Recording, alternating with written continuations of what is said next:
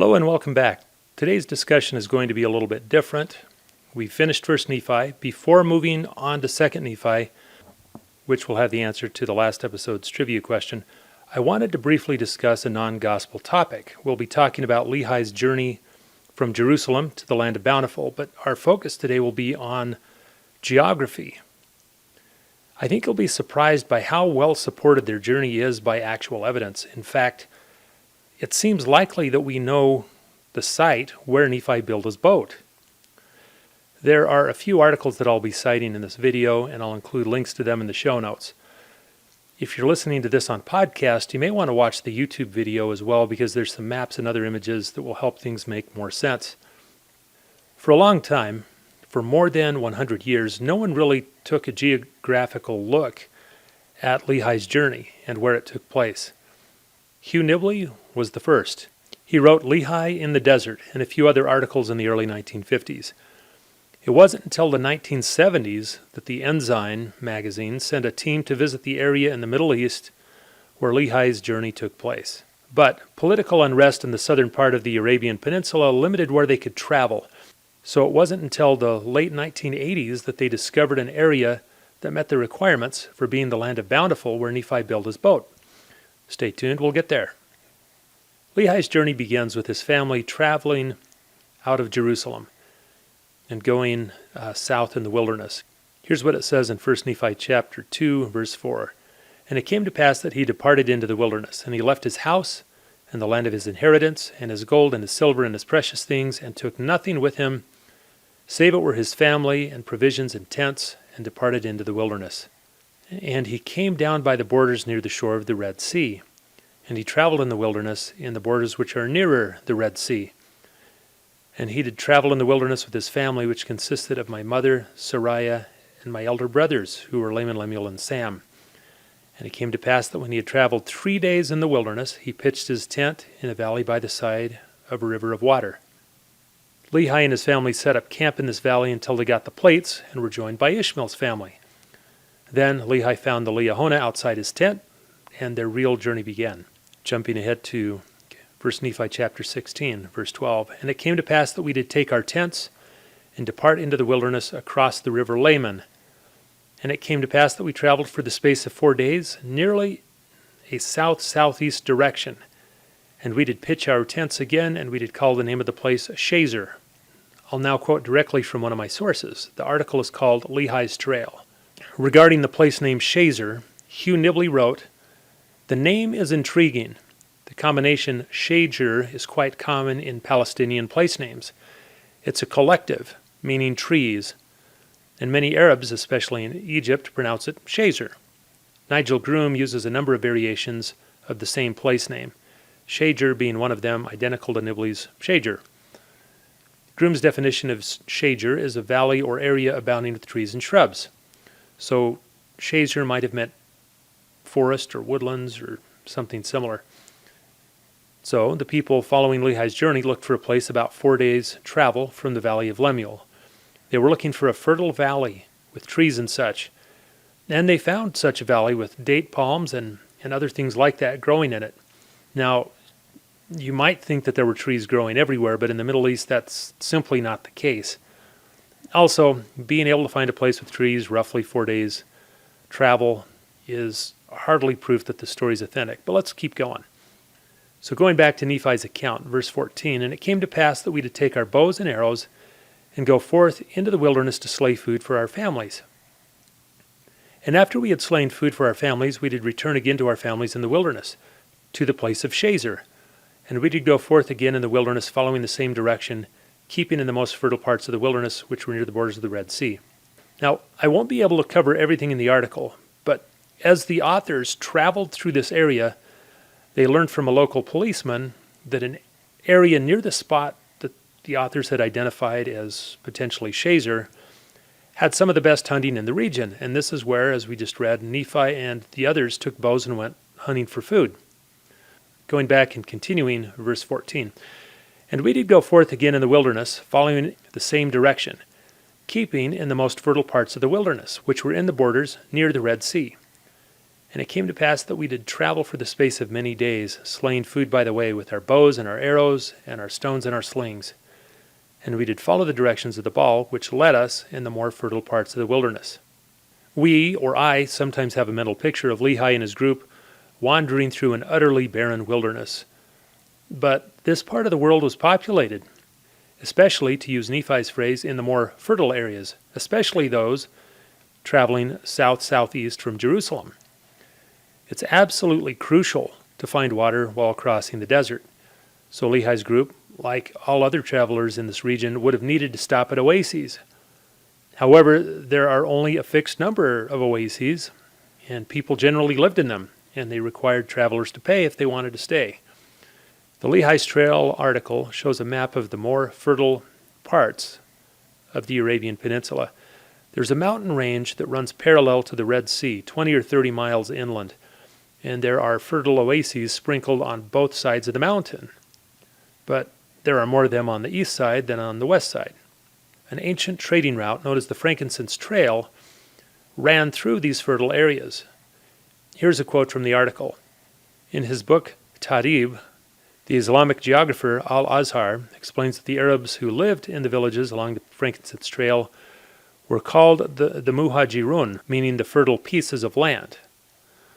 Thus, when Nephi describes that the family traveled in the most fertile parts, it is quite probable that he was using a real name for this area.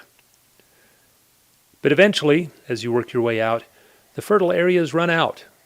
The length of the peninsula running along the Red Sea is about 1,000 miles long, and the fertile areas become further and further apart as you move southeast. Eventually, around an area called Turba on the map, there's a long barren stretch with no water, with the next watering hole being a place called Bisha. These fertile areas that they left behind were inhabited, and so it's likely that they were able to get food there, but after leaving the fertile areas, they would have needed to go hunting for food. Verse 17, and after we had traveled for the space of many days, we did pitch our tents for the space of a time that we might rest ourselves and obtain food for our families. And it came to pass that as I, Nephi, went forth to slay food, behold, I did break my bow, which was made of fine steel. And after I did break my bow, behold, my brethren were angry with me because of the loss of my bow, for we did obtain no food. And it came to pass that we did return without food to our families, and being much fatigued because of their journeying, they did suffer much for the want of food. They go hunting for food, but Nephi's bow breaks, and as the story goes, he makes himself a new one. Now here's an interesting quote from the article.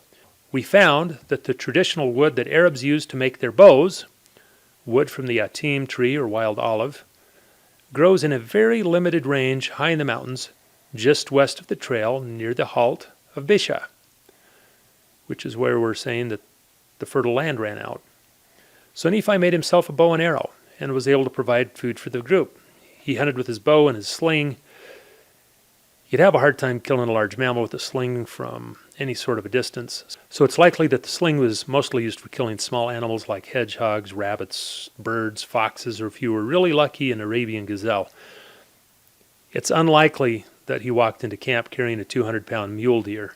More likely he had a collection of rodents and other small animals. He only says that he, quote, did slay wild beasts, and presumably he got enough to feed 20 or 30 people. But going back to the trail. Still traveling south-southeast, Ishmael died in a place called Nahom. Unlike the valley of Lemuel or Shazer, which were given their names by Lehi, Nephi says Ishmael died, quote, in the place which was called Nahom. It was already named when they got there. If you follow the old Frankincense Trail, you eventually reach a town in Yemen that used to be called Nim, spelled N-H-M because written Hebrew does not have vowels. And as I mentioned in an earlier video that covered when Ishmael died, archaeologists have found artifacts dating back to the 6th century BC with the word NHM written on it in this area. Nahom, coincidentally, would have been spelled the same way, leading experts to conclude that Nahom was probably the same settlement as Nim. And this is where Ishmael died and was buried. You'll notice, if you read the story at this point, that although the group complains and wishes they had never left Jerusalem, there's no discussion of going back. At this point, they've gone more than 1,000 miles. And then from there, they went east. Verse 1 of the next chapter. And it came to pass that we did take our journey in the wilderness, and we did travel nearly eastward from that time forth. And we did travel and wade through much affliction in the wilderness. And our women did bear children in the wilderness. If we look at where Naim is located on the map of the Arabian Peninsula and go east, you don't reach the seashore until somewhere along the border between Yemen and Oman. And I don't know how to pronounce those correctly. There's another article called The Arabian Bountiful Discovered, Evidence for Nephi's Bountiful, and I've included a link to that in the notes. So, how do you know that you found the land of Bountiful? Well, it's got to meet a rather long list of criteria, and the article talks about these. One, it's got to be nearly east from Naum. So there's a fairly narrow stretch on the border where you've got to find this. It needed to be accessible from the inland desert, because that's how they got there. It was fertile, having much fruit and honey. The area surrounding it was also fertile. Nephi used the phrase, the land of Bountiful. It was suitable for a long encampment, long enough to build a large ship, meaning it needed to have a source of running water. It needed to have access to timber. It needed a prominent mountain where Nephi could go to, quote, pray oft. It needed cliffs overlooking the sea where Nephi's brothers could threaten to throw him into the ocean. If you're standing on the shore, casting someone into the ocean doesn't accomplish much, so you need a place with cliffs. It needed to have ore nearby.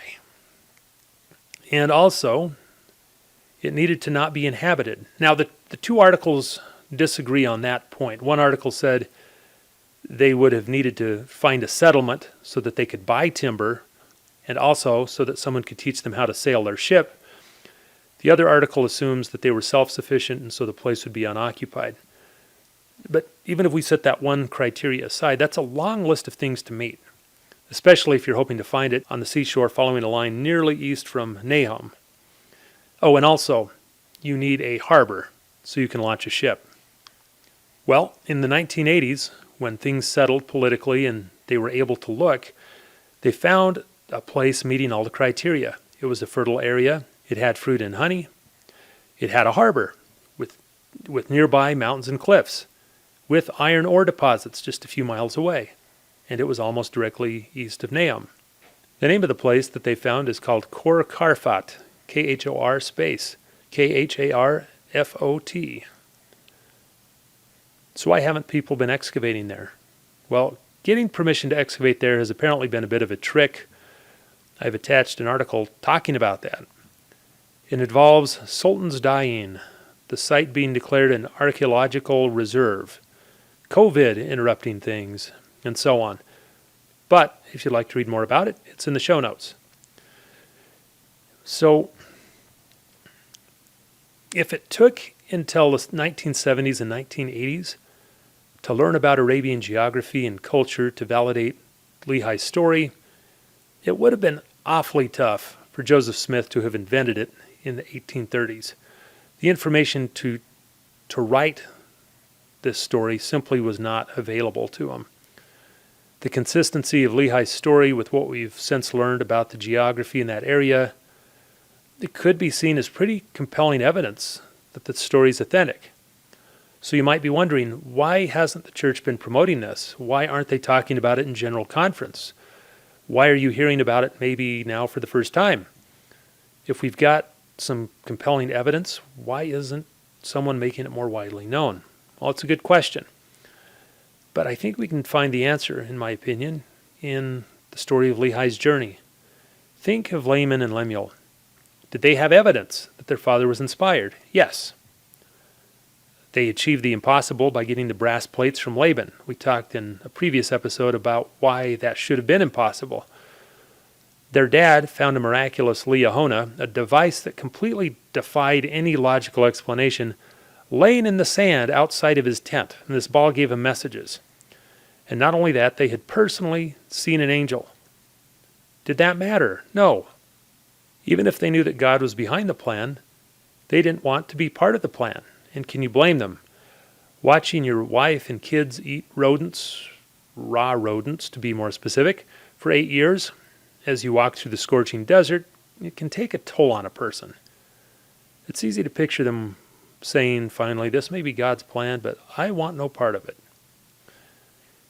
In my opinion, the deciding factor is not whether or not God is real and the gospel is true, but whether we're willing to follow it. As Lehman and Lemuel demonstrated, having evidence or even proof that the gospel is true may not make us any more willing to follow it. Do you remember the great and spacious building that both Nephi and Lehi saw in their dreams? Several people reached that tree and enjoyed the fruit, symbolizing, in my opinion, their joining God's kingdom. But then they were mocked by the crowd in the nearby great and spacious building, and they chose to leave. In Nephi's dream, when his angel guide introduced the dream, he said, "Behold the world and the wisdom thereof." So the great and spacious building represents the world's wisdom. If you want to be on the right side of the world's thinking, or if you want to be considered smart by the world, you'll have a hard time staying by the tree. This also means if you're using the world's scorekeeping system to evaluate your decision, you'll probably lose. And honestly, it doesn't matter why you leave the tree and go to this great and spacious building, even if it's just to talk some sense into the people who are there. As Lehi said, for as many as heeded them had fallen away. And this, in my opinion, is why the church leaders don't make a big deal about physical evidence. They have no reason to prove anything to those in the great and spacious building who are mocking them. Following the gospel is more a decision of willingness or of desire than it is of evidence. But having said that, there is evidence. And in this video, we give some examples of it. That's all I have for today. If you found this interesting or helpful, click the like button. Leave a comment or send a link to someone. Any of these will help YouTube know who to present these videos to. And we will see you next time.